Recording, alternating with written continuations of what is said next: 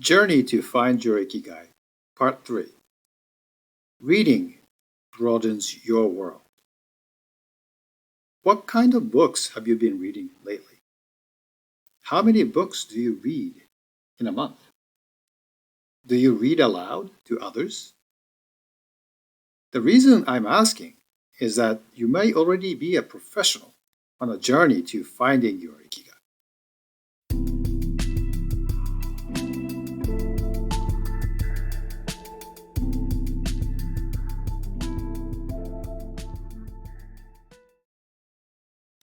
Reading is probably the easiest form of traveling at home. When we read a book, we can forget about everyday life and immerse ourselves in the stories, interests, and ideas that fulfill our curiosity. We can view the content objectively or experience the story subjectively by placing ourselves in the protagonist's shoes. You might subtly realize that the content aligns with your values and circumstances, or feel that it illuminates the direction of the path you should take next. It feels like something is pulling you towards the brighter future. This is the Ikigai-kan, experienced while reading. With smartphones and apps, you can read ebooks, and for those who often get eye strain or driving or have visual impairments, audiobooks are also available. This Ikigai journey of reading can be done anywhere that feels comfortable, not just at home. However, let me give you one piece of advice. Reading to sense Ikigai-kan should be a moment of voluntary mental journey, driven by your desire to read or listen. Being forced by work or school assignments don't bring Ikigai-kan and might often cause more pain and anguish.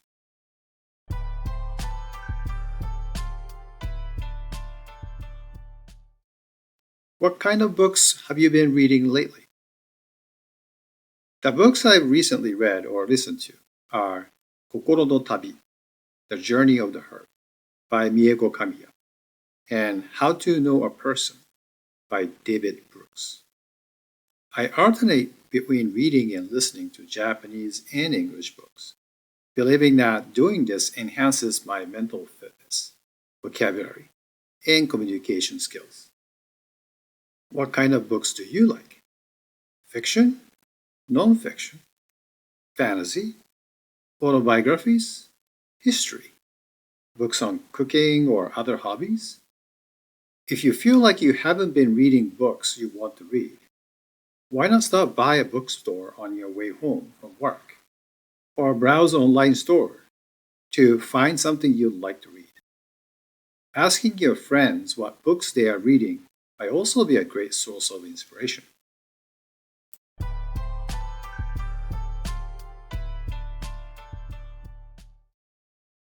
How many books do you read in a month? I found some interesting data. This is a result of a November 2023 survey conducted with 528 working individuals aged 20 and over in Japan. According to the graph, about 60% of working adults read at least one book a month, which is more people than I expected. Additionally, 1 in 4 reads 3 or more books every month. That can be interpreted as reading almost daily. Where do you fall in this spectrum? Are you among the 40% who don't read? Or the 30% who enjoy reading 1 to 2 books a month? Or perhaps you're the one of the 10% who reads 6 or more books, the voracious reader. I fall into the group that reads 2 to 3 books a month. For those who want to find Ikigai, read more books. Reading a lot of books helps you become more articulate. Age doesn't matter. You can expand your vocabulary even as an adult. This has been scientifically proven. Being more articulate allows you to express and convey subtle yet important nuances accurately when communicating. This benefits not only your communication with others, but also your self dialogue, the internal questioning and answering with your mind. It's like painting. A person with rich vocabulary can quickly paint a picture that others can easily understand, using various colors and brushes of different thickness and shapes. Even with a limited vocabulary, you can create a wonderful painting, but you're limited to using primary colors, red, yellow, and blue, and just a medium-sized brush. You have to mix the three colors each time to create the desired palette of colors and use a single brush to draw your fine lines and broad lines. It will likely take more time and effort, and time is often limited. Since last year, I've been conducting career coaching sessions for university students and job seekers using the concept of Ikigai. I've noticed that those who have a strong, vivid understanding of their values and strengths tend to have a rich vocabulary. They've gained access to a variety of colors and brushes to paint their self portrait. They become articulate enough to express themselves efficiently and accurately. This faster, more effective communication allows them to receive for more frequent empathy and feedback from me and others. Therefore, I believe that people with a rich vocabulary can detect Ikigai-kan more often and for longer periods, compared with those with a limited vocabulary and articulation skills.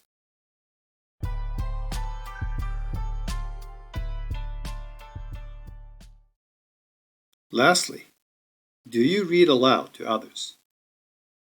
The reason I ask is because I believe this is the ultimate form of reading based Ikigai exploration. Here's some data to consider. In 2018, a neuroscience research team at Tohoku University conducted an 8-week read aloud study involving 40 pairs of young children and their families. The conclusion was parental stress decreased, children's vocabulary increased, and behavioral problems decreased. Notably, the stress that mothers felt regarding their children's behavior significantly decreased. And the more frequent and longer the reading sessions, the lower the stress levels.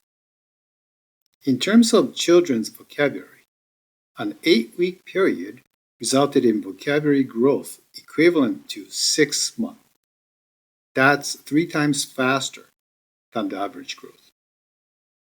Additionally, listening skills, which I consider most important, improved by 10 points on a token test. It's an all-around win-win-win situation. Therefore, for those with young children, take the time to read aloud to them. Taking a vacation to go to an amusement park or traveling together is great, but embarking on a reading journey at home can lead to a different kind of wonderful discovery. Both your child's and your vocabulary and imagination will grow, and you enhance emotional understanding, empathy, and the connection with the child. For many caregivers, children are a source of ikigai. Simply reading books together can bring ikigai-kan and reduce stress. If you haven't had the habit of reading aloud, start today. For those without children, consider giving books as gifts for children in your community and offer to read aloud. It's a wonderful gesture and the one that brings feeling of ikigai to all involved.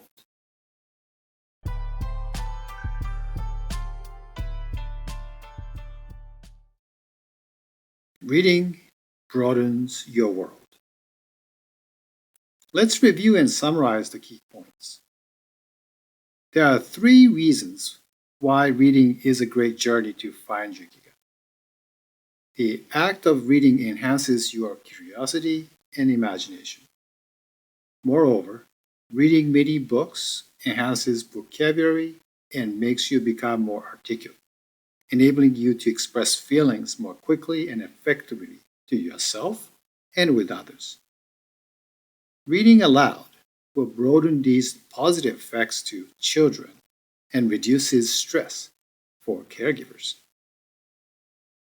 Dr. Mieko Kabiya lists 6 characteristics of Ikigai in her book, Ikigai ni tsuite, about Ikigai. Ikigai gives us a sense of purpose, Ikigai-kan, which is not necessarily related to practical benefits in life, but driven by spontaneity, doing things because we want to do them. Ikigai is deeply personal and fits each person's truer self.